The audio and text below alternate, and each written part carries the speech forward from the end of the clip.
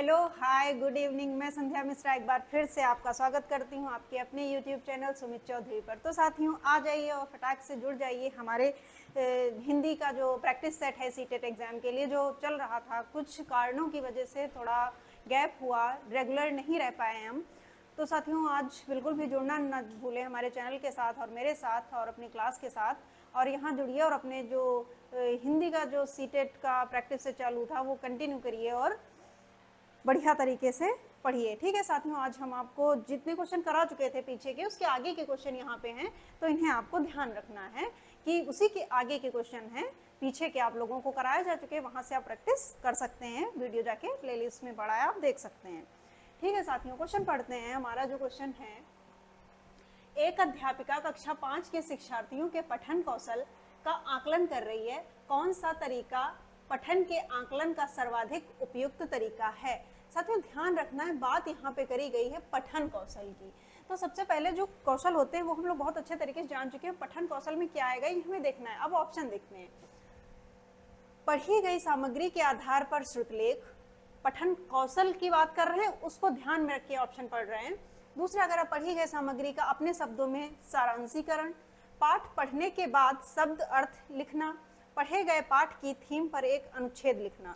साथियों आंसर करिए और बताइए इसका सही जवाब क्या होगा। क्वेश्चन नंबर 150 का सही जवाब क्या होगा? ठीक है साथियों, इसका सही आंसर क्या हो जाएगा? पढ़ी गई सामग्री का अपने शब्दों में सारांशीकरण करना। फिर साथियों अगला क्वेश्चन देखते हैं। भाषा की पाठ्य पुस्तकों में चित्रों से शिक्षार्थियों को क्या लाभ मिलता है? शिक्षार्थी बिना पढ़े पूरी पाठ्य सामग्री समझ लेते हैं। भाई ये तो कहीं से भी नहीं लग रहा है, आप लोग पढ़ के देखिए कि बिना पढ़े कोई जो पाठ्य सामग्री उसको समझना पॉसिबल ही नहीं, पॉसिबिलिटी ही नहीं है। दूसरा ऑप्शन कह रहा है सहपाठियों की मदद से पढ़ते और सीखते हैं। ठीक है, एक दूसरे की मदद लेते हैं, लेकिन और देखते हैं कि सबसे अप्रोप्रिएट आंसर हमें देखना होता है, जो सबसे बढ़िया आंसर होता है। पाठ्य सामग्री में आए विचारों और घटनाओं को भांपते और अनुमान लगा लेते हैं। अगला ऑप्शन है बिना किसी मदद के अपने आप पढ़ते और सीखते हैं, कि बिना किसी की मदद नहीं लेते हैं। तो इसमें साथियों सही जो आंसर हो जाएगा थर्ड वाला हो जाएगा कि विचारों और घटनाओं को भांपते और अनुमान लगा लेते हैं। इसका आंसर करेक्ट हो जाएगा।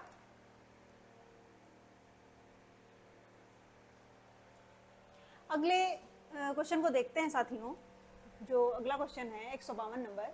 अध्यापिका कक्षा 4 में संज्ञा पढ़ाना चाहती है, कौन सी विधि सर्वाधिक उपयुक्त होगी? बात हो रही है कि कोई टीचर है जो संज्ञा पढ़ाना चाहती हैं, तो जो इसमें जो ऑप्शन दिए गए हैं उसमें हमें देखना है कि कौन सा जो विधि है वो सर्वाधिक बढ़िया होगी, उपयुक्त होगी। संज्ञा की परिभाषा और प्रकार बताना, ये तो बिल्कुल कॉमन सी बात होगी कि आप परिभाषा बता देते हो, फिर वो ऐसा कुछ। आगे देखते हैं। पढ़ी जा रही पाठ्य सामग्री में व्यक्ति, स्थान और वस्तुओं के नामों को रेखांकित करना, उसके बाद संज्ञा की व्याख्या करना। ठीक है, अच्छा है। ऑप्शन आगे भी देख लेते हैं। संज्ञा की व्याख्या करना और इसके बाद विद्यार्थियों से इसके उदाहरण पूछना, संज्ञा शब्दों पर आधारित कार्यपत्रक पूरा करने के लिए कहना। ये आप ऑप्शन पढ़िए और इसका आंसर करिए कि इसका आंसर क्या होगा। साथियों क्वेश्चन नंबर 152 का सही आंसर क्या होगा? ठीक है साथियों, इसका जो सही आंसर होगा ऑप्शन नंबर 2 होगा। पढ़ी जा रही पाठ्य सामग्री में व्यक्ति, स्थान, वस्तु के नामों को रेखांकित करना और उसके बाद संज्ञा की व्याख्या करना। कि संज्ञा, अगर कोई सेंटेंस, कोई वाक्य लिखा हुआ है उसमें संज्ञा क्या क्या है, जैसे किसी व्यक्ति, वस्तु, स्थान जो भी उसमें है, तो उसको जब अंडरलाइन कर देंगे, तो मेंशन कर देंगे, तो बच्चे समझ जाएंगे आसानी से। फिर आगे है, निम्नलिखित में से भाषा के बारे में कौन सा सही है? भाषा व्यवस्थाओं की व्यवस्था है, जो भाषा है व्यवस्थाओं की व्यवस्था है। या अगला ऑप्शन है भाषा एक वैज्ञानिक व्यवस्था है, भाषा के लिए व्याकरण अनिवार्य है, प्रत्येक भाषा की एक लिपि होती है। कह रहा है कौन सा सही है? आंसर करिए साथियों 153 नंबर क्वेश्चन का। 153 नंबर क्वेश्चन का आंसर करिए। ठीक है साथियों, इसमें क्या हो जाएगा? भाषा व्यवस्थाओं की व्यवस्था है, ये वाला सही हो जाएगा हमारा क्वेश्चन। ठीक है, आगे देखते हैं क्या हो जाएगा। राष्ट्रीय शिक्षा नीति 2020 के द्वारा बुनियादी चरण की अवधि क्या है? जो 2020 में जो हमारी NEP आई, न्यू एजुकेशन पॉलिसी जो आई 2020 में, उसमें बुनियादी शिक्षा को लेकर क्या बताया गया, वो क्वेश्चन यहाँ पे पूछ रहा है। जैसे पहले जो हमारा शिक्षा नीति वो 10+2 पर आधारित थी, लेकिन फिर जो NEP 2020 ये आई, इसमें क्या बताया गया कि ये 5+3 और इस पे आधारित थी, 5, 3, 3, 4 पर आधारित थी। ठीक है साथियों, क्वेश्चन आप पढ़ लीजिए एक बार, फिर इसका आंसर करिए, फिर मैं आपको बताती हूँ इसका सही आंसर क्या होगा। क्वेश्चन नंबर 154 का आंसर क्या होगा?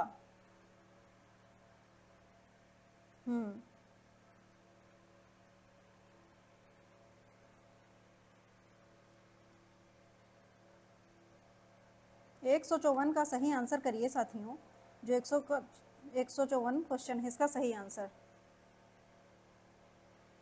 ठीक है साथियों, इसमें हो जाएगा, कौन सा आंसर हो जाएगा साथियों? तीसरा वाला।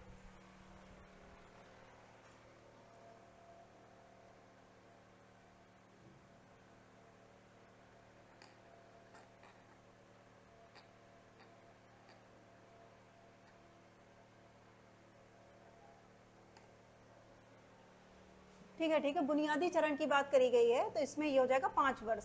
इसमें क्या बताया गया था कि जो बच्चा 3 से 8 वर्ष तक की जो बच्चा होगा, वर्ष का जो बच्चा होगा, वो जो बाल वाटिका है उसमें पढ़ेगा। 3 से 8 वर्ष की बच्चा जो है, बुनियादी शिक्षा की जो बात करी गई है, आंगनबाड़ी बाल वाटिका उसमें रहेगा। फिर उन्होंने बताया, और यहाँ जो 5 वर्ष की जो बाल वाटिका में रहेगा, वो कक्षा 1 और 2 पढ़ के निकलेगा। बाल वाटिका जो आंगनबाड़ी, वहाँ से कक्षा 2 पास होके बच्चा निकलेगा। फिर उन्होंने बताया कि जो 8 से 11 वर्ष का बच्चा होगा, तो वो क्या पढ़ लेगा? वो 3, 4, 5 कंप्लीट कर लेगा। यहाँ इन्होंने बताया था कि कक्षा 2 तक पढ़ लेगा, कक्षा 2 तक की शिक्षा आंगनबाड़ी में बच्चा प्राप्त कर लेगा, और फिर 3, 4, 5 यहाँ पढ़ लेगा। फिर इन्होंने क्या बताया, 11 से 14 वर्ष का जब बच्चा हो जाएगा, तो उन्होंने क्या बताया कि ये कक्षा 6, 7, 8 पढ़ लेगा। फिर इन्होंने बताया, इसमें बताया गया 14 से 18 वर्ष का जब बच्चा होगा, तो बताया गया इसमें कि क्या 9th, 10th, 11th, 12th ये पास कर लेगा।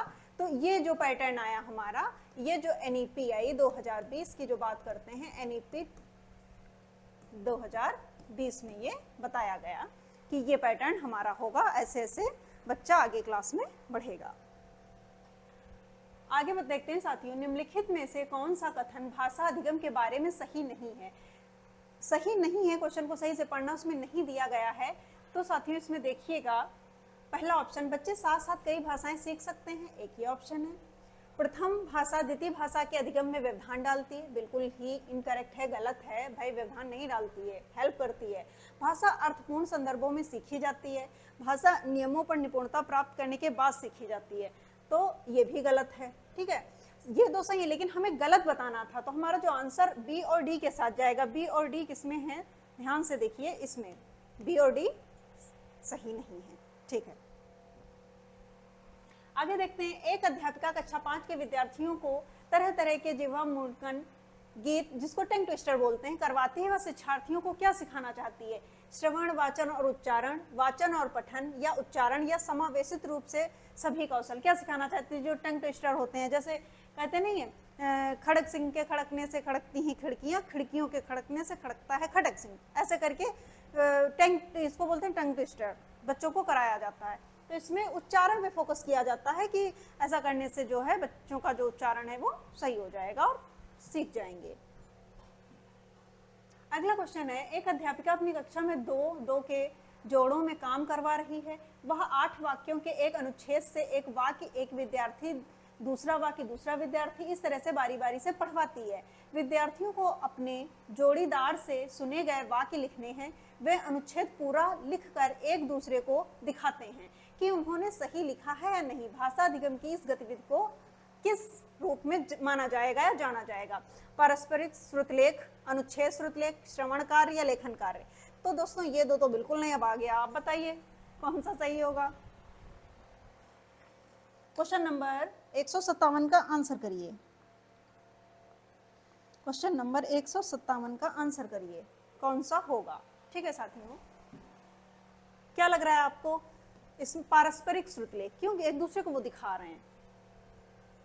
फिर क्या है अगला क्वेश्चन? एक पाठ्य सामग्री को पढ़ने के बाद बालक संसार के प्रति अपने ज्ञान के संदर्भ में विषय वस्तु पर चिंतन करता है। बालक द्वारा इस्तेमाल किए गए पठन के इस उपकौशल को क्या कहा जाएगा? वैश्विक समझ, स्थानीय समझ, पाठ्य वस्तु को सरसरी तौर पर पढ़ना, पाठ्य सामग्री की व्याख्या करना। अब बच्चे की बात है, अब आप देखिए इसमें कौन सा आपको सही लग रहा है, फिर मैं बताती हूँ आपको करेक्ट आंसर क्या होगा। आंसर करिए फटाक से साथियों, जल्दी जल्दी। 158 नंबर क्वेश्चन का आंसर करिए।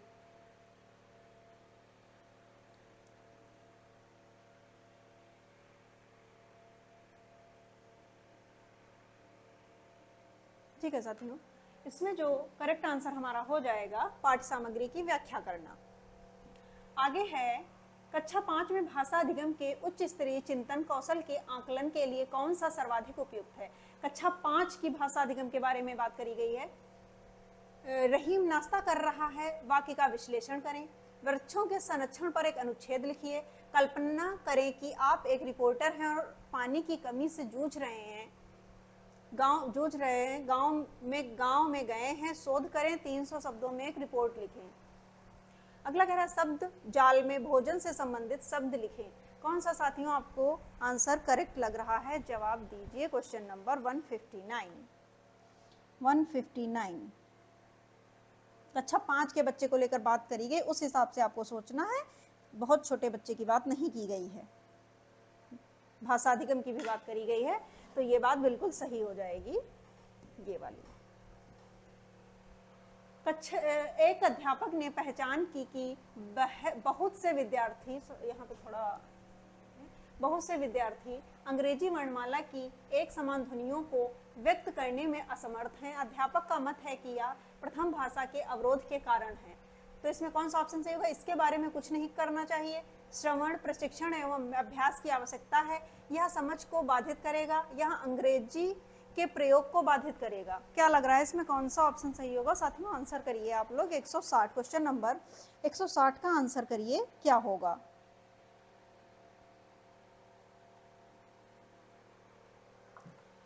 आंसर करिए साथियों आप लोग फटाक से।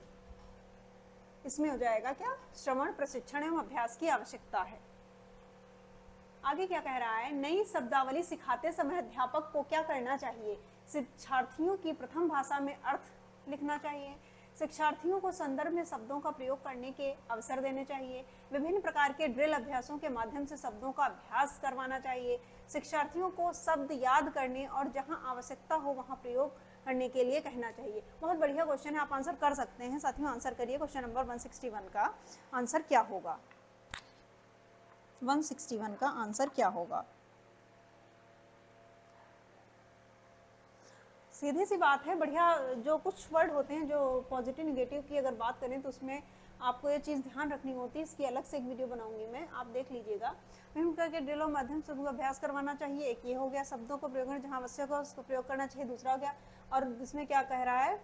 शिक्षार्थियों को संदर्भ में शब्दों का प्रयोग करने के अवसर देने चाहिए। ये बिल्कुल पॉजिटिव वर्ड होता है, बच्चों को अवसर देना चाहिए। ये जहाँ मिल जाए तो सबसे बढ़िया आंसर हो जाता है। आगे कह रहा है अध्यापकों, शिक्षार्थियों और सामग्री पर टेस्ट एवं आकलन का प्रभाव क्या कहलाता है? अध्यापकों, शिक्षार्थियों और सामग्री पर टेस्ट का जो आकलन किया जाता है, विधि प्रभाव, मतलब इसको कॉर्पस इफेक्ट बोलते हैं, भाषा परीक्षण का प्रभाव, या कक्षाई प्रभाव, या पुनर्बलन, रीइंफोर्समेंट। साथियों इसका आंसर करिए, सही आंसर क्या होगा? क्वेश्चन नंबर 162 का आंसर करिए।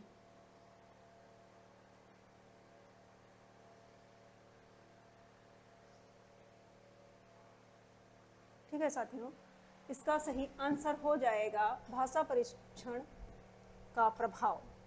आगे क्या है? विद्यालयों को योगात्मक द्विभाषावाद का अनुसरण करना चाहिए क्योंकि यह बच्चे की संस्कृति और भाषा को महत्व देता है। अंग्रेजी शिक्षण को द्वितीय भाषा के रूप में महत्व देता है। बच्चे की भाषा को तो समुन्नत करता है परंतु उसकी संस्कृति को नहीं। प्रथम भाषा के विकास में अवरोध पैदा करता है। अरे बहुत बढ़िया क्वेश्चन, आप लोग आंसर कर सकते हैं। साथियों आंसर करिए इसका।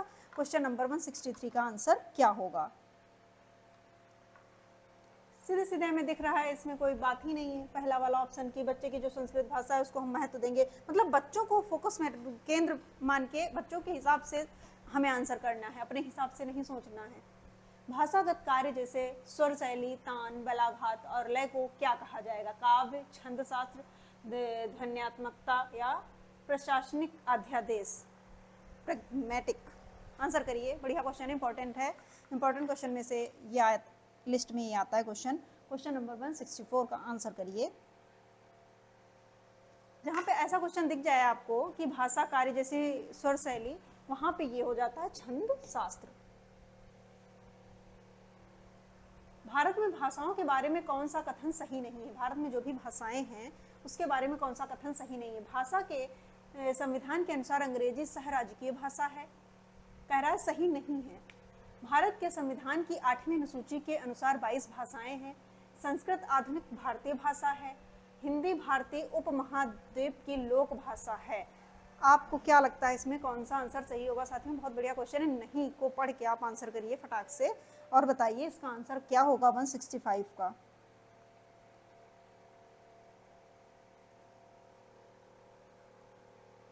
ठीक है, इसका जो सही आंसर की अगर हम बात करेंगे तो हो जाएगा ये वाला कि संस्कृत जो आधुनिक भारतीय भाषा है, ऐसा कुछ नहीं है।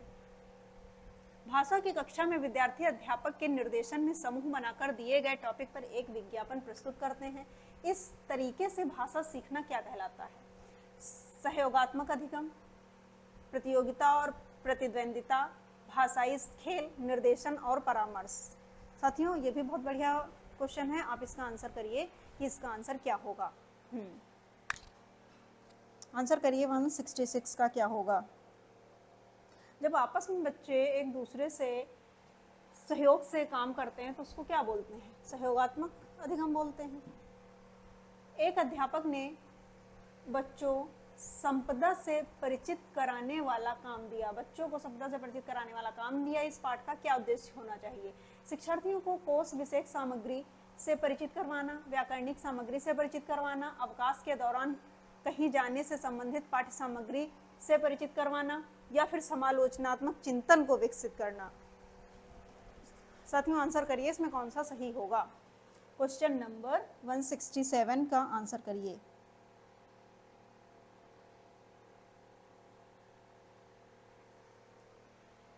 क्वेश्चन नंबर क्या कह रहा है? संपदा, तो क्या है? पहले ऑप्शन सही हो जाएगा। शिक्षार्थियों को कोर्स विषयक सामग्री जो है उसके बारे में जानकारी देना। अधिगम का कौन सा मत इस बात में विश्वास रखता है कि मौखिक या अमौखिक भाषा आदत निर्माण की प्रक्रिया के माध्यम से आती है? उपयोगितावादी या व्यवहारवादी या संज्ञानात्मकवादी जो थे, अंतःक्रियात्मकवादी, इन्होंने किसने इस बात पर जोर दिया? इस बात को किसने कहा? आंसर करिए। बढ़िया क्वेश्चन है, आंसर करिएगा 168 का। बच्चों के अधिगम के लेके बात करी गई है, इसमें कौन सा सही हो जाएगा? साथियों आंसर करिए। इसमें हो जाएगा व्यवहारवाद। फिर है, भाषा की कक्षा में एक अध्यापक ने विद्यार्थियों के एक समूह को ग्राहक, प्रॉपर्टी डीलर, मकान मालिक और किराएदार का अभिनय करने के लिए कहा और शेष विद्यार्थियों से कहा कि इस अभिनय को देखें और वार्तालाप का आनंद लें। इस गतिविधि को क्या कहा जाएगा? कितना बढ़िया क्वेश्चन है ना। रोल प्ले, ड्रामा, अभिनय की कक्षा, निर्देशन। ऑप्शन बहुत क्लोज हैं, सही से पढ़ेंगे नहीं तो फिर आंसर कर नहीं पाएंगे। बढ़िया से आंसर करिए, बहुत गर्मी हो रही है। Question number 169। ये तो आप लोग इसके पहले भी जो सेट में क्वेश्चन है उसमें भी आपको बताया गया है कि अगर किसी की एक्टिंग करने के लिए कहा जाता है तो क्या रोल प्ले होता है ना। ये हो जाएगा ऑप्शन रोल प्ले। कक्षा 5 की भाषा अध्यापक अपनी कक्षा में भाषा शिक्षण के लिए प्रतिदिन अनेक प्रकार की सामग्री जैसे कि समाचार पत्र, भोजन तालिका और रेल यात्रा का टिकट आदि लाती हैं। वह अधिगम के लिए क्या कर रही हैं? वह अधिगम ऑप्शन 1 है, वह अधिगम को और अधिक वास्तविक तथा उपयोगी बनाने के लिए प्रामाणिक सामग्री का प्रयोग कर रही हैं। वह अपने विद्यार्थियों को बहुविध भाषाएं सिखाने में मदद कर रहे हैं, सीखने में मदद कर रही हैं। वह चाहती हैं कि उनके जो विद्यार्थी जीवन की वास्तविकता स्थितियों से अंग्रेजी सीखें। वह विद्यार्थियों में एक जागरूकता। अरे बहुत बढ़िया, इसमें तो आप लोग कर लेंगे। करिए साथियों, आंसर करिए। क्वेश्चन नंबर 170 का आंसर करिए। इसमें तो आपको स्पष्ट आंसर दिख रहा होगा, इसमें तो आपको सीधे सीधे आंसर दिख रहा होगा, ये वाला। आगे क्या कह रहा है, किसी श्रवण से जुड़ी गतिविधि की योजना बनाते समय कौन सा कारक महत्वपूर्ण नहीं है। श्रवण से जुड़ी गतिविधि की योजना बनाते समय रिकॉर्डिंग को थोड़ा सा रोकना, जिसको पॉज बोलते हैं, बोलने की गति, वक्ताओं का जेंडर, बोलने वाले महिला हैं या पुरुष, वक्ताओं की संख्या। आंसर करिए। बहुत बढ़िया क्वेश्चन है, आंसर करिए। Question number 171।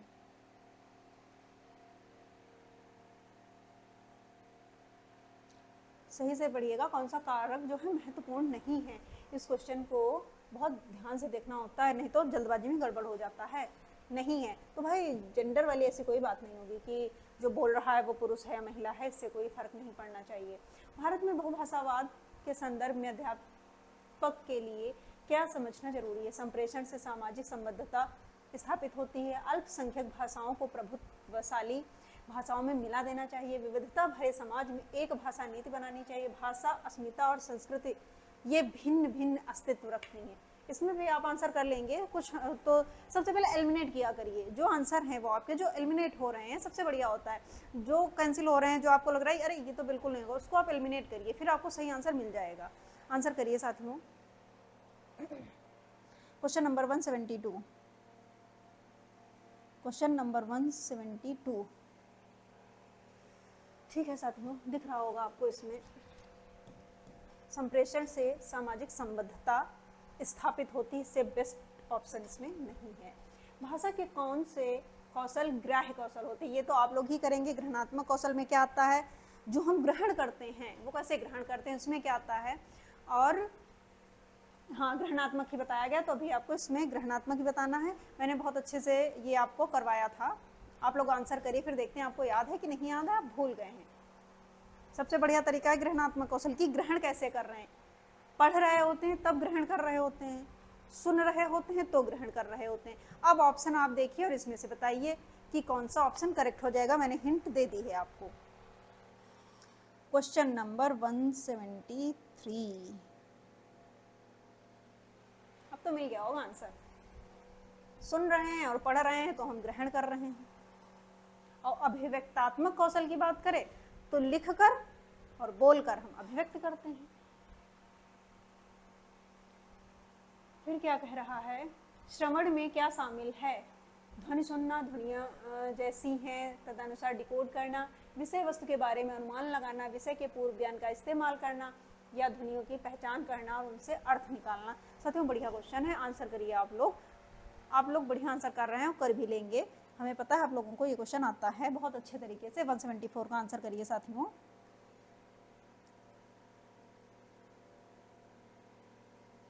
ठीक है साथियों, देख रहे होंगे, आपको भी समझ में आ ही गया होगा कि क्वेश्चन नंबर जो ये ए ऑप्शन जो 4th है इसका ये वाला करेक्ट हो जाएगा। फिर कह रहा है कि जो 75 में कॉलम ए और बी दिए गए हैं, अब इसमें उनकी समझ या जो भी गतिविधि है इनको हमें मैच कराना है कि कौन सा ऑप्शन सही होगा। जो संप्रेषणात्मक भाषा शिक्षण है उसको इनमें से हम किससे मैच कराएंगे। प्रत्यक्ष विधि में क्या आता है ये देखेंगे, व्याकरण अनुवाद विधि में क्या आता है, और जो वेस्ट की नवीन विधि थी, डॉक्टर वेस्ट मेथड कहा जाता है, उन्होंने क्या बताया था। तो साथियों इसको देखिए एक बार, बढ़िया सा आंसर करिए आप लोग। बहुत बढ़िया क्वेश्चन, अगर 2 भी मैच करा लेते हैं आप तो आप फिर कर ले जाएंगे। आप ट्राई करिए, फिर मैं बताती हूँ आपको इसका सही आंसर क्या होगा।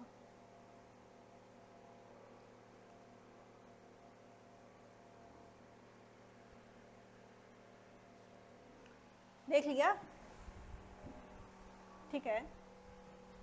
तो संप्रेषणात्मक भाषा शिक्षण, तो इसका ए का तो 1 ही हो जाएगा, ये बिल्कुल सही है।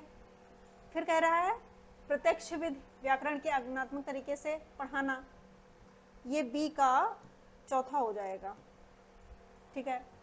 फिर कह रहा है व्याकरण अनुवाद, सी का लिखित या साहित्य सामग्री, ये हो जाएगा। तो देख लीजिए ऐसा कोई ऑप्शन है, सी का थर्ड और डी का फर्स्ट, ये हो जाएगा। ठीक है, पहला वाला ये हो जाएगा साथियों।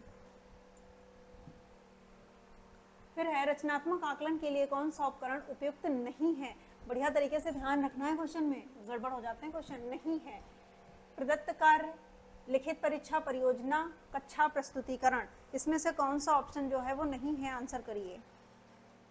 मैं इधर इसलिए आती हूँ क्योंकि यहाँ पे बढ़िया सी हवा लग रही है। आंसर करिए फटाक से। हाँ बढ़िया कर रहे हैं आंसर, और भी लोग बढ़िया से आंसर करिए। 176 का आंसर बताइए फटाक से क्या होगा। रचनात्मक आकलन के बारे में पूछा गया साथियों, इसमें हो जाएगा ऑप्शन नंबर 2। भारत की शिक्षा नीति में भाषा त्रिभाषा सूत्र किससे समुन्नत करने के लिए कहती है। बहुभाषा शिक्षा, एक भाषिक शिक्षा, या फिर ऑप्शन पढ़िए आप लोग फिर आंसर करिए। हिंदी की मुख्य भाषा पर बदले द्विभाषिक शिक्षा, या फिर जो चौथा ऑप्शन है मातृभाषा आधारित बहुभाषा। क्या होगा इसका आंसर 177 का? इसमें तो आपको सीधे आंसर दिख रहा होगा। कौन सा होगा साथियों? इसमें हो जाएगा मातृभाषा वाला जो ऑप्शन है, ये वाला। शीर्ष अधोमुखी प्रक्रिया, टॉप डाउन अप्रोच जो आप पढ़ते हैं के बारे में क्या सही नहीं है? वाह, क्वेश्चन में बढ़िया बना दिया है। सही नहीं है। सुनने वाले अपने पूर्व जात पर निर्भर होते हैं। सुनने वाले जो सुनना चाहते हैं उसके बारे में अनुमान लगाते हैं। सुनने वाले संसार के बारे में प्राप्त ज्ञान का प्रयोग करते हैं। सुनने वाले को प्रत्येक शब्द का अर्थ सुनने की आवश्यकता है। साथियों आंसर करिए, थोड़ा टेक्निकल क्वेश्चन है, ये समझने वाला है।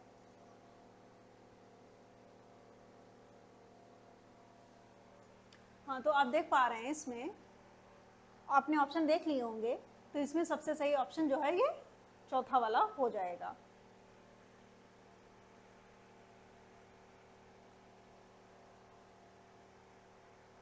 अगला क्वेश्चन है,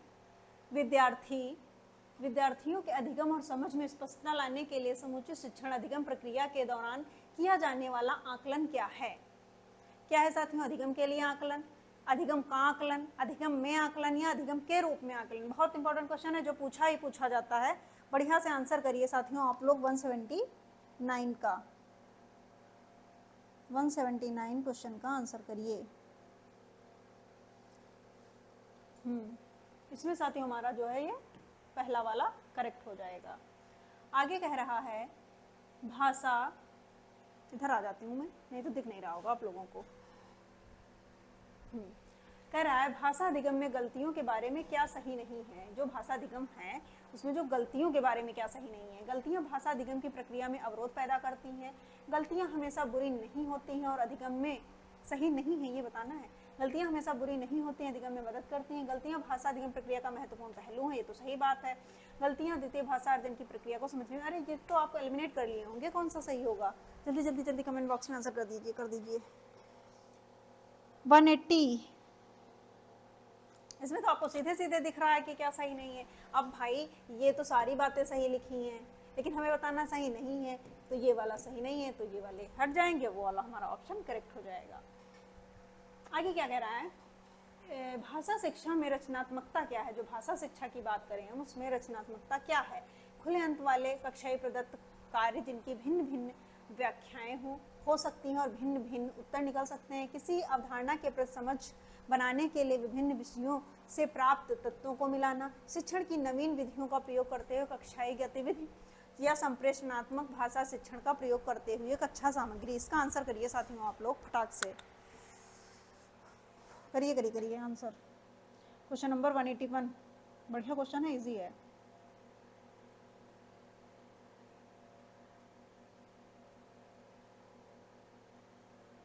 ठीक है साथियों, इसमें क्या हो जाएगा? इसमें हो जाएगा भाषा की रचनात्मकता से संबंधित होते हैं जो खुले अंत वाले कक्षाई प्रदत्त कार्य होते हैं।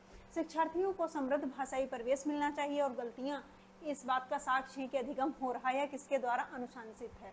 ये बात किसने कही थी? व्यवहारवादी जो थे उन्होंने बताई, या संज्ञानात्मकवादी, मानवतावादी, या मनोविश्लेषण? बहुत बढ़िया क्वेश्चन है, इंपॉर्टेंट क्वेश्चन है। आप लोग आंसर करिए कि इसका आंसर क्या हो जाएगा। क्वेश्चन नंबर 1 82 मैं देख रही हूँ किसका सही आएगा। ऐसे करते रहिए, आंसर सही कर रहे हैं आप लोग। इसके बारे में जो बताया था वो ये संज्ञानात्मक वादी। निम्नलिखित में से कौन से कथन सही हैं? पठन कौन से सही हैं ये बताना है। पठन वैकल्य जो डिस्लेक्सिया होता है वो पठन विकार होता है, ये बात तो सही है। लेखन वैकल्य जो लिखने में जिसको समस्या आती है उसको डिस्ग्राफिया बोलते हैं, लेखन विकार है। लेखन वैकल्य डिस्ग्राफिया पठन विकार है या पठन वैकल्य, बस उल्टा करके दे दिया है। आपको सीधे समझ में आ रहा होगा कि कौन सा ए और बी जो है वो करेक्ट हैं दोनों या नहीं। आप आंसर बताइए साथियों। ये तो बहुत बढ़िया इजी क्वेश्चन है 183 फिलहाल, इसका आंसर तो सभी कर सकते हैं। ये तो आप लोग बहुत आसानी से कर सकते हैं। क्या होगा, ये डिस्लेक्सिया में पठन विकार होता है, डिस्ग्राफिया में लिखने में समस्या आती है, तो ए और बी यही दोनों करेक्ट हो जाएंगे। कहाँ है देख लीजिए, ये दोनों सही हैं। फिर क्या कह रहा है, सरकारी विद्यालय की अध्यापिका रीता 7वीं कक्षा के विद्यार्थियों को अंग्रेजी पढ़ाने के लिए दृश्य उपकरण और भाषा खेल सिखाती हैं। रीता शिक्षण के किस सिद्धांत का अनुपालन कर रही हैं? स्वाभाविक प्रक्रिया का सिद्धांत, अभ्यास और आदत निर्माण, अभिप्रेरणा और रुचि का सिद्धांत, जीवन से संबद्धता। कितना बढ़िया क्वेश्चन है साथियों, आंसर कर दीजिए फटाक से, आप लोग बढ़िया से आंसर कर दीजिए। फिर 184, इसमें तो आपको सीधे सीधे दिख रहा है ना क्या होगा, मैं देख रही हूँ आपके रुचि और अभिप्रेरणा। बच्चा जब मोटिवेटेड होगा थोड़ा और इंटरेस्ट होगा तभी तो बढ़िया तरीके से सीखेगा। उस लघु कथा को क्या कहेंगे जिसमें मुख्य पात्र पशु है और नैतिक मूल्यों को उभारते हैं? फंतासी या जंतु कथा या विज्ञान फिक्शन या यात्रा वृत्तांत? ये भी आप कर लेंगे, ये भी इजी क्वेश्चन है। करिए साथियों इसका आंसर, हाँ करिए आंसर।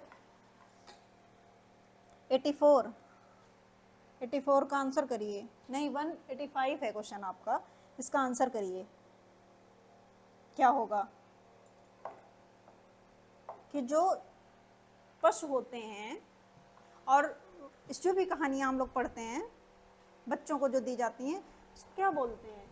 उसको फेबल बोलते हैं, जंतु कथा होती हैं वो। अंतर्राष्ट्रीय मातृभाषा दिवस कब मनाया जाता है? 1 जनवरी, 14 फरवरी, 21 फरवरी, 13 अप्रैल। बहुत बढ़िया क्वेश्चन है। अंतर्राष्ट्रीय मातृभाषा दिवस कब मनाया जाता है? फटाक से आंसर करिए। 186 का आंसर करिए। क्या होगा साथियों, आप लोग आंसर करिए। कब? 21 फरवरी को। व्याकरण के शिक्षण अधिगम में प्रक्रियात्मक ज्ञान क्या है? यह जानना कि व्याकरणिक प्रश्न तत्वों को कैसे किया जाए, व्याकरणिक तत्वों के बारे में ज्ञान, व्याकरणिक तत्वों के नियमों को जानना, भाषा और उसकी संस्कृति को जानना। ये भी आप लोग आंसर कर सकते हैं, पढ़े भी हैं और आंसर करिए। ऐसा क्वेश्चन मैंने आपको कराया भी है, कमेंट में आपके देख रही हूँ। क्वेश्चन नंबर 187 का आंसर करिए। 187 का आंसर करिए। हाँ क्या है? यह जानना कि व्याकरणिक प्रश्नों तत्वों के बारे में।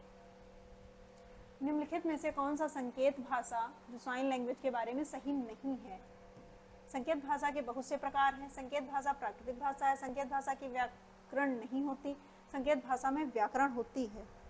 एलिमिनेट करिए कौन को, पहले ये देखिए कौन कौन से नहीं है, कौन कौन से जो ऑप्शन है इसमें वो नहीं है, पहले इसको देखिए फिर बताइए। ऑप्शन करिए। हाँ मैं देख रही हूँ कमेंट। Question number 188।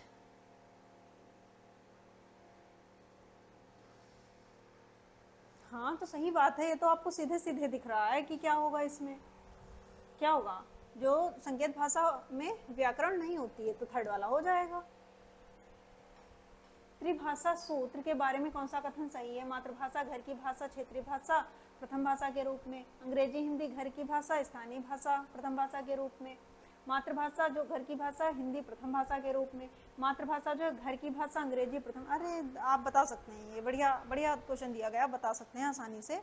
इसका आंसर करिए 189 का त्रिभाषा सूत्र वाले का। जो मातृभाषा होती है वही तो प्रथम भाषा होती है बच्चे की, ये तो हम बहुत अच्छे से जानते हैं। देखो किसमें दिया गया है, मातृभाषा घर की भाषा। हाँ ये वाला हो जाएगा पहला वाला। फिर क्या कह रहा है, एक शिक्षार्थी किसी विशिष्ट जानकारी प्राप्त करने के लिए समाचार पत्र से समाचार पढ़ती है, इस पठन को क्या कहेंगे? समालोचनात्मक चिंतन, सरसरी तौर पर पठन, बारीकी से पठन या अध्ययन कौशल? इसका भी आंसर करिए साथियों, आंसर करिए। 190। ठीक है, विशिष्ट जानकारी की बात करी गई है तो आप उसी हिसाब से आंसर करिए। विशिष्ट जानकारी अगर हमें चाहिए तो हम क्या करेंगे? विशिष्ट जानकारी के लिए बारीकी से पढ़ेंगे या फिर सरसरी नज़र से पढ़ेंगे? कैसे पढ़ेंगे? कॉमन सी बात है, जो विशिष्ट जानकारी है तो हम चीज़ें देखेंगे। जब विशिष्ट जानकारी के बारे हम पढ़ रहे होंगे तो हम सरसरी तौर पे नहीं पढ़ेंगे, तो हम उसको बारीकी से पढ़ते हैं, जो हमें एक स्पेसिफिक इन्फॉर्मेशन चाहिए होती है। तो ये वाला ऑप्शन सही हो जाएगा। अंतर्भाषिक पहचान क्या है? शिक्षार्थी के निर्णय कुछ तो सहजात भाषा में और कुछ लक्ष्य भाषा में समान होते हैं। शिक्षार्थियों के निर्णय सहजात भाषा में, कुछ और लक्ष्य। साथियों आप लोग ऑप्शन जो है सही से देखिए, फिर कमेंट करिए कि कौन सा सही होगा। आप लोग पढ़ लीजिए, देख लीजिए 191 का सही आंसर करिए, फिर मैं बताती हूँ आपको। मैं हट गई, लास्ट टाइम ऐसा था ना कि मैं बन नहीं रहा था, आप लोगों को ऑप्शन नहीं दिख रहे थे उधर। अब आप लोग, मैं साइड हो जा रही हूँ, आप लोग देख सकते हैं। ठीक है, जो इसका हमारा सही आंसर होगा वो क्या हो जाएगा? शिक्षार्थियों के निर्णय कुछ तो सहजात, ये वाला ऑप्शन सही हो जाएगा। अगला क्वेश्चन क्या कह रहा है? कक्षा 6 की विद्यार्थी श्रेया अपने पिता के स्थानांतरण के कारण पंजाब के जालंधर से तमिलनाडु के मदुरई जाती है। वह मातृभाषा के कारण पंजाबी जानती है और विद्यालय में द्वितीय भाषा के रूप में अंग्रेजी भी जानती है। उसने अपने पड़ोसियों की मदद से तमिल बोलना और पढ़ना सीख लिया है। उसके द्वारा जानी गई भाषाओं के संदर्भ में कौन सा कथन सही है? अब आप लोग ऑप्शन देखिए, सही जवाब करिए, फिर मैं बताती हूँ। करिए, आंसर करिए। 192 का आंसर करिए। ऑप्शन सारे बढ़िया पढ़ लीजिए, बढ़िया तरीके से देख लीजिए।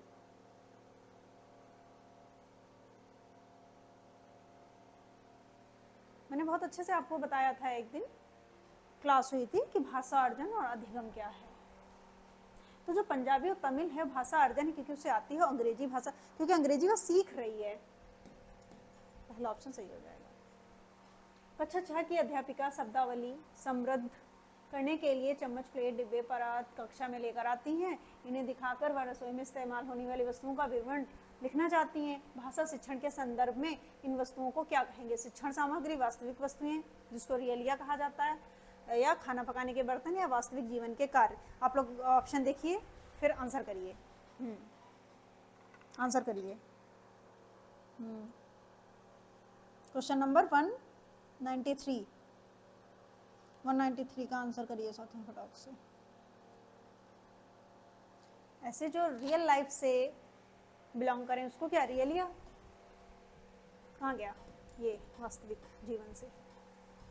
घोषणात्मक ज्ञान क्या है? किसी भाषा के शब्द का उच्चारण करना जानना, व्याकरणिक तत्वों के बारे में ज्ञान, व्याकरणिक तत्वों में त्रुटि की पहचान करना सीखना, किसी व्याकरणिक तत्व पर कैसे कार्य किया जाता है? ऑप्शन देखिए, फटाक से इसका आंसर करिए। बढ़िया क्वेश्चन है, इंपॉर्टेंट क्वेश्चन है और आप जानते भी हैं इसका आंसर है, करवाया भी जा चुका है, लेकिन रिपीटेड क्वेश्चन है। 194 का सही आंसर करिए, क्या होगा? क्या होगा साथियों, इसका आंसर करिए। घोषणात्मक ज्ञान क्या है? तो ये वाला हो जाएगा, व्याकरणिक तत्वों के बारे में ज्ञान। अगला क्वेश्चन है, नीचे दिए गए प्रश्न को पढ़ें, पता करें कि यह प्रश्न किस प्रारूप का है। छोटी बालिका की कहानी पढ़ने के बाद आपने उसके दुखों और कठिनाइयों का सामना करने वाले, सामने नहीं होगा, फिर सामना होगा, इसको हटा दीजिएगा, करने वाले साहस को महसूस किया। आप उस लड़की को उसकी प्रशंसा के लिए पत्र लिखना चाहेंगे। लगभग 120 शब्दों में पत्र लिखिए। तो ये क्या है? जो ये अभिव्यक्त परक है, या दीर्घोत्तरी है, या पाठ का विस्तार करने वाला प्रश्न है, या विमर्श संबंधी है? आप लोग इसका बढ़िया तरीके से आंसर करिए साथियों। इसका आंसर क्या होगा? बढ़िया तरीके से इसका जवाब दीजिए। मैं कमेंट में देख रही हूँ। 195।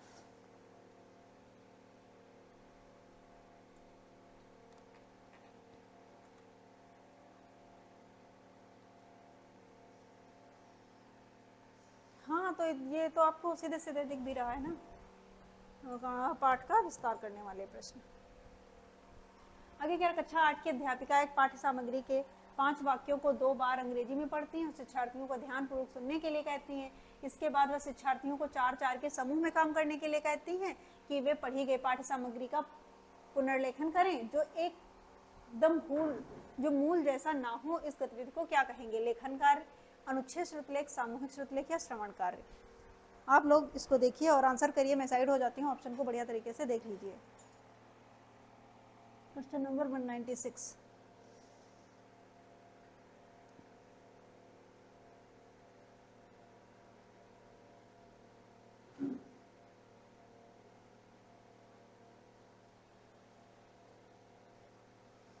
ठीक है साथियों, इसमें देखिए जो क्वेश्चन कह रहा है उसके हिसाब से हमारा क्या हो जाएगा कि इसमें अनुच्छेद की भी बात आई है और समूह में बच्चे ग्रुप में काम कर रहे हैं, तो इसमें 2 और 3 दोनों जो ऑप्शन है वो करेक्ट हो जाएंगे। आप के पेपर में कैसे क्वेश्चन आता है वो आपको उस हिसाब से देख के करना है। अगला क्वेश्चन है उपचारात्मक शिक्षण जो है किसके लिए है? उन शिक्षार्थियों के लिए जिन्हें भाषा अधिगम के कुछ आयामों पर ध्यान देने की आवश्यकता है।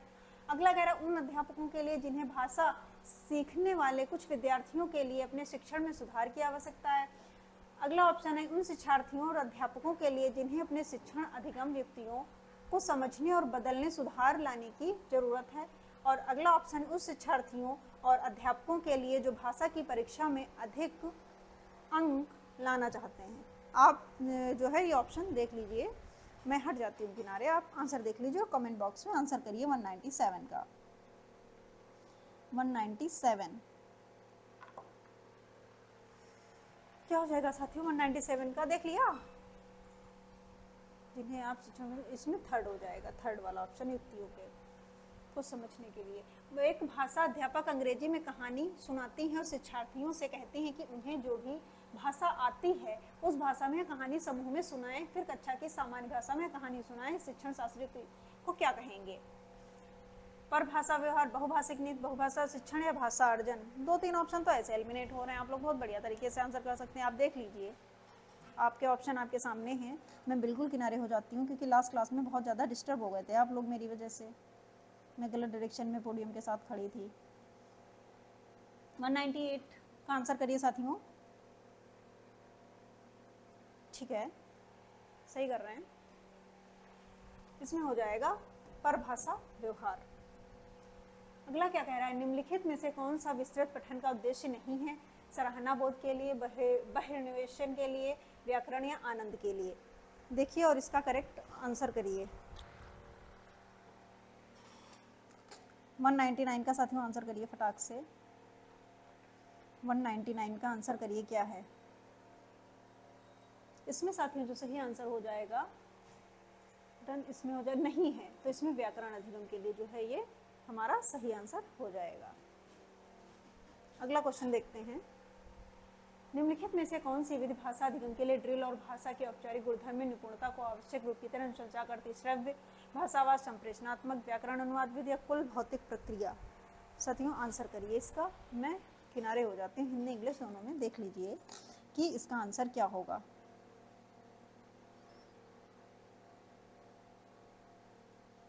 200 का आंसर करिए। ठीक है साथियों, इसमें हो जाएगा, पहला ही हो जाएगा। श्रव्य भाषावाद की बात कर रहा है। आगे क्या है? यहाँ एक ऐसी स्थिति दी जा रही है जहाँ विद्यार्थियों को विषय के प्रति समड़ा बनाने के लिए विषय के विपरीत वाले दृष्टिकोण से परिचित करवाया जाता है। इस प्रक्रिया द्वारा विद्यार्थी में किसके विकास का प्रयास किया जा रहा है? साथियों आंसर करिए इसका। ये आज लाइट की चमक पड़ रही है, इधर से दिखता नहीं है। आप लोग आंसर करिए 201 का। 201 का आंसर करिए साथियों। इसमें क्या हो जाएगा? विषय के प्रति जो उनका दृष्टिकोण, इसमें हो जाएगा क्रिटिकल लिटरेसी की बात करता है। ये वाला हमारा ऑप्शन सही हो जाएगा। फिर अगला क्वेश्चन है, यहाँ पर भाषा व्यवहार क्या है? भाषाओं के शिक्षण अधिगम के दौरान एक भाषा से दूसरी भाषा में व्यवहार करने से संबंधित है। भाषाएं किस तरह से एक समय के अवधि। आप लोग आंसर देख लिए, ऑप्शन देख लीजिए और फिर रिप्लाई करिए, फिर मैं बताती हूँ कि इसमें से करेक्ट क्या होगा। बहुत हिंदी ऑप्शन लिखी हुई है, आप लोग देख लीजिए। जो 202 क्वेश्चन है इसका आंसर क्या होगा? 202 का आंसर क्या होगा?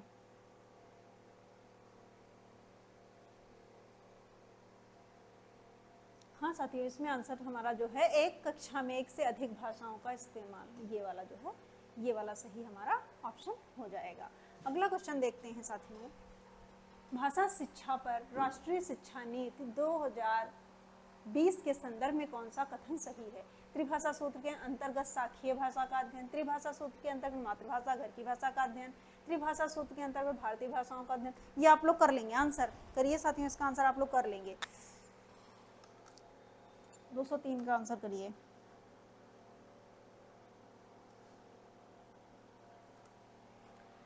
त्रिभाषा सूत्र के अंतर्गत ये वाला आंसर सही हो जाएगा, साक्षीय भाषा। अधिगम प्रतिफल के शिक्षार्थियों को समर्थ बनाते हैं, जो लर्निंग आउटकम होते हैं वो किस तरह से जो विद्यार्थियों को समर्थ बनाते हैं उसकी बात करता है। व्याकरणिक ज्ञान को मापन के संदर्भ में प्राप्त करना, दक्षताओं को मापन के संदर्भ में प्राप्त करना या सभी कौशलों के अधिगम के न्यूनतम स्तरों को प्राप्त करना, भाषागत तथ्यों को मापन के संदर्भ में प्राप्त करना। आंसर करिए आप लोग, इसका क्या होगा? 204 नंबर क्वेश्चन है, इसका आंसर क्या होगा 204 का? ठीक है साथियों, आंसर करिए। इसका आंसर हो जाएगा दक्षताओं की बात करता है। निम्नलिखित में से कौन सी प्रक्रियाएं भाषा को अच्छी तरह से लिखना सीखने में शामिल है? मानस मंथन, रूपरेखा तैयार करना, प्रारूपण, मुख्य बिंदु नोट करना, संपादन, अंतिम स्वरूप देना। ये आप लोग ऑप्शन देखिए और फिर इसका आंसर करिए।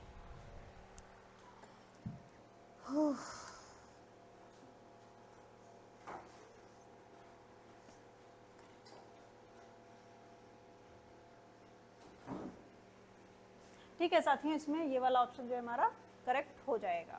सामाजिक विज्ञान की कक्षा में शिक्षार्थी कक्षा में दिए जा रहे वक्तव्य से मुख्य बिंदु समझाने की कोशिश कर रहे हैं और मुख्य बिंदु लिख रहे हैं। इस कौशल को क्या कहेंगे? जो उसमें इंपॉर्टेंट पॉइंट है उसको लिख भी रहे हैं, इसको क्या कहेंगे? इसका आप लोग आंसर करिए। क्वेश्चन नंबर 206 का आंसर करिए।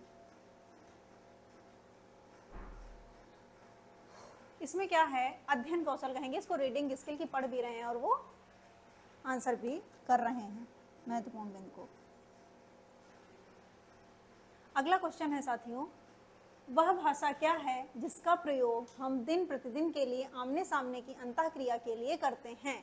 संज्ञानात्मक, अकादमिक भाषा निपुणता, बुनियादी अंतर्वैयक्तिक संप्रेषण कौशल या संप्रेषणात्मक भाषा कौशल, कौन सा होगा? इसमें आप लोग सही आंसर करिए 207 का।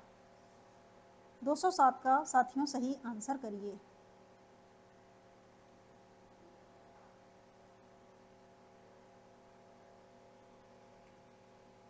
दो 207 का साथियों सही आंसर करिए आप लोग। इसका सही जवाब क्या होगा 207 का? ठीक है साथियों, इसमें हो जाएगा बुनियादी अंतर, बिक्स की बात करता है।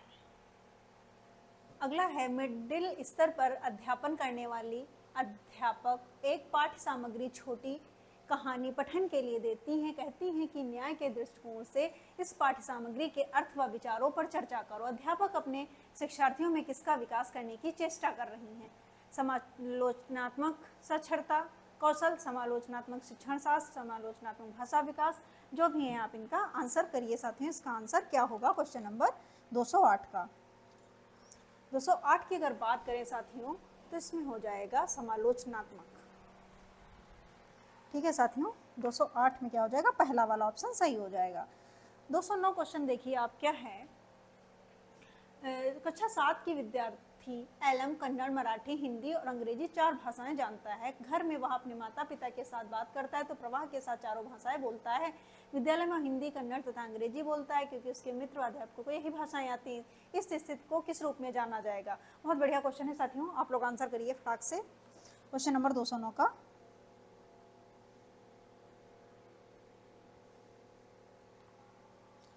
इसको साथियों क्या कहेंगे? पहले वाला ऑप्शन से परिभाषिक मतलब ट्रांसलिंगुअल योग्यता है जिसके अंदर वो इतनी सारी भाषाएं बहुत सारी जानता है, उसको कहेंगे। ये ऑप्शन सही हो जाएगा।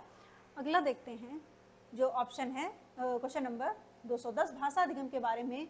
भाषा अधिगम के बारे में कौन सा कथन सही है? इसकी बात बताइए। आप लोग ऑप्शन देखिए और इसका आंसर करिए क्या होगा। मैं देख रही हूँ आपके रिप्लाई। क्वेश्चन नंबर 210 के बारे में 210 में क्या सही होगा ये बताइए। ठीक है साथियों, आपने देख लिए होंगे तो इसमें ये वाला ऑप्शन जो है, थर्ड वाला जो है एकदम करेक्ट हो जाएगा। सहजात प्रथम भाषा का ज्ञान द्वितीय भाषा के अधिगम में सहायक होता है। फिर साथियों क्वेश्चन नंबर 211 देखिए, निम्नलिखित कथनों को पढ़िए, निम्नलिखित कथनों को पढ़िए, विकल्प का चयन कीजिए। अभिकथन दिया गया अपने प्रारंभिक बाल्यावस्था में एक बच्चा संज्ञा की अपेक्षा क्रियाओं का अधिक जो वर्ब होती हैं का अधिक प्रयोग करता है, व्याकरणिक नियमों की अनदेखी करता है। जो इसका रीजन दिया गया है क्या है, उनकी शब्द क्षमता बहुत सीमित है। आप बताइए इसमें कौन सा सही होगा ऑप्शन। क्वेश्चन नंबर 211 का सही आंसर करिए।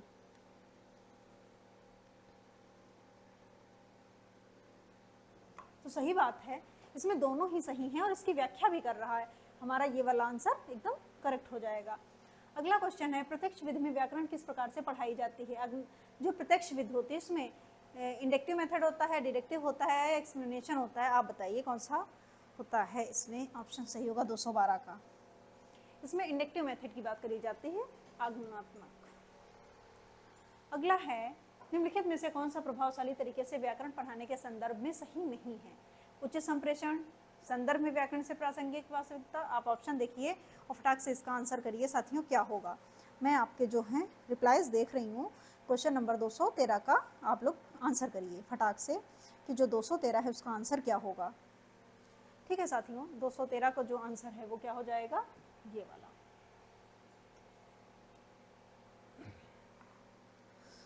हाँ 214 का आंसर करिए। मुख्यतः हम मातृभाषा कैसे और कब अर्जित करते हैं। औपचारिक तरीके से मातृभाषा सीखी जाती नहीं भाई, बोलकर, सुनकर, लिखकर। कैसे सीखते हैं, बहुत बढ़िया क्वेश्चन है, आप ही लोग बताएंगे, इसका मैं आंसर नहीं करने वाली हूँ। जो अधिगम होता है, मातृभाषा सीखते हैं तो उसे सुनकर सीखते हैं ना साथियों, फिर सुनते हैं फिर हम सीखते हैं।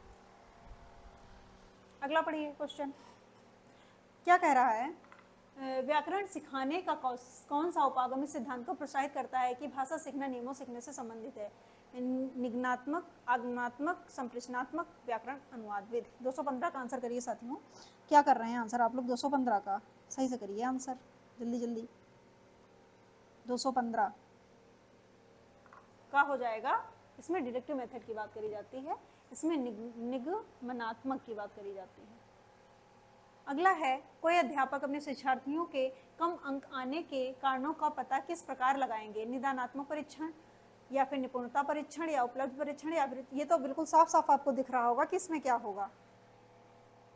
क्वेश्चन नंबर 216 का आंसर करिए।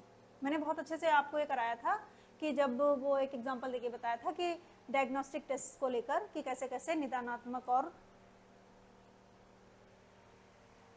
अगला क्वेश्चन देखिए, स्वर शैली किस भिन्नता को दर्शाता है। जो स्वर शैली है वो उसमें जो वो किस भिन्नता को बताता है या दर्शाता है। ध्वनि, स्वर शैली की बात कर रहा है तो इसमें ध्वनि होगा या स्तर या पिच इसको बोलते हैं, या ये कोई कंपोनेंट है, या फिर वायु या एयर के बारे में बात करेगा। आप लोग इसका आंसर करिए 217।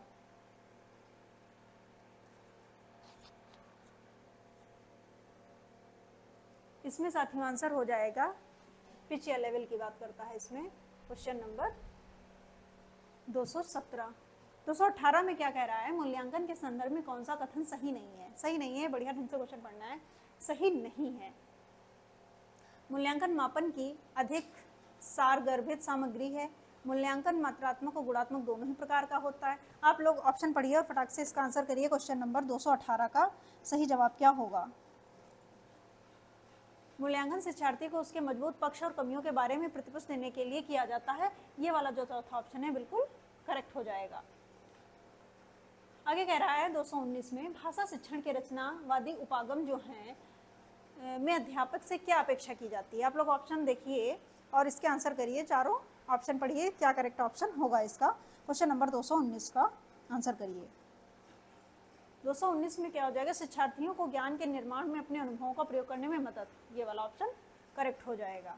अगला क्वेश्चन है, पूर्व पठन से जुड़े कार्य किस लिए होते हैं। शिक्षार्थियों के पठन कौशल का मूल्यांकन करने के लिए होते हैं, कठिन शब्दों और वाक्यांशों का अर्थ बताने के लिए होते हैं।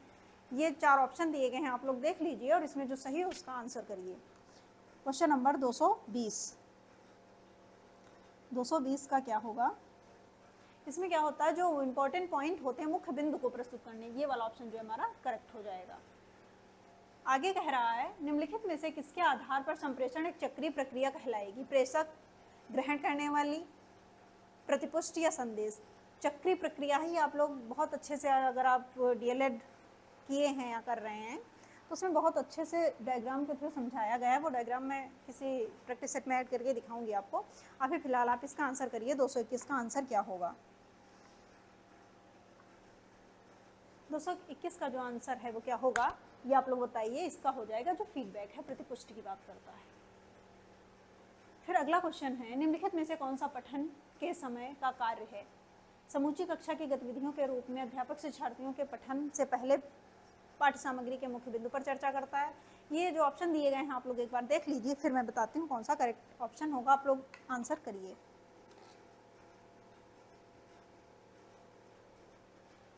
इसमें साथियों जो करेक्ट आंसर है वो हमारा चौथा वाला हो जाएगा। कक्षा को 4-4 के समूह में विभाजित किया जाता है और बारी बारी से पठन सामग्री का पठन किया जाता है। ये वाला जो है हमारा ऑप्शन करेक्ट हो जाएगा।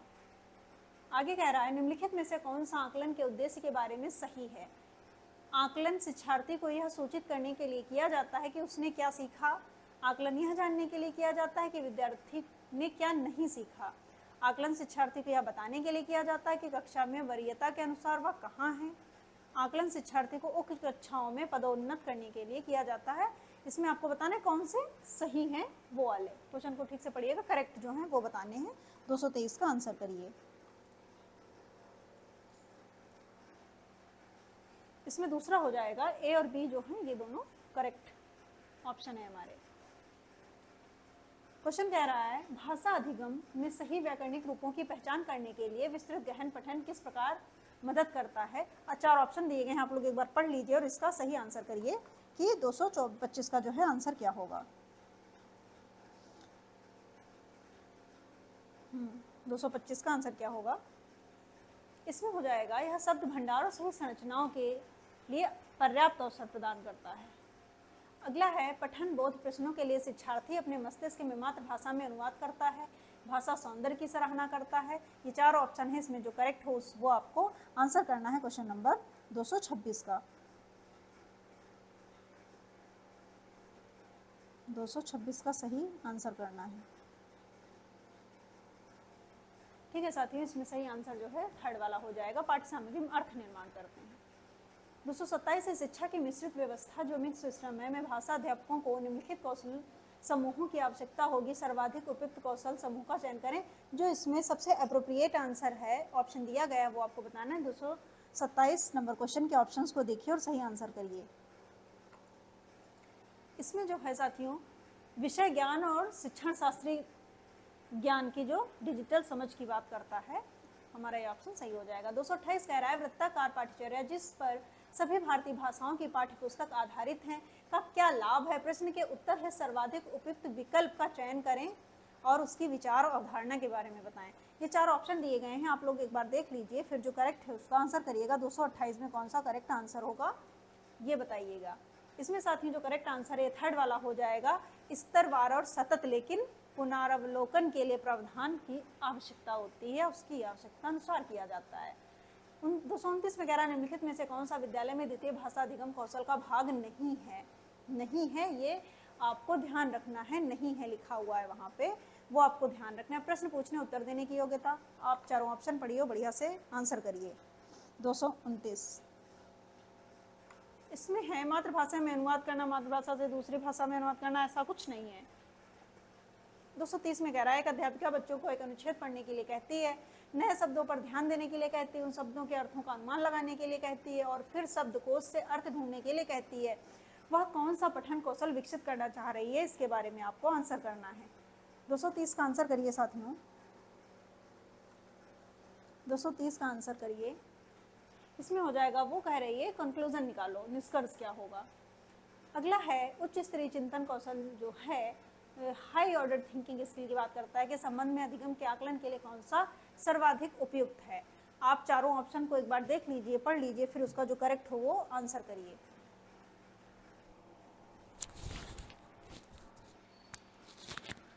क्वेश्चन नंबर 231 का आंसर करिए साथियों। 231 का आंसर क्या होगा ये वाला आप ये क्वेश्चन मैं करा चुकी हूँ, फिर से इसमें आ गया है, आप लोग ये कर लीजिए, थर्ड जो है इसका सही होगा। ठीक है साथियों, आज इतना ही करते हैं, फिर अगली क्लास में जो है कंप्लीट करेंगे, जो भी चीज़ें रह गई हैं आगे के प्रैक्टिस सेट में करेंगे। आज के प्रैक्टिस सेट में बस इतना ही था, हमारे क्वेश्चन इतने ही थे, ये आपको कंप्लीट कर लेने हैं बढ़िया तरीके से। ठीक है साथियों, धन्यवाद, मिलते हैं अगली क्लास में।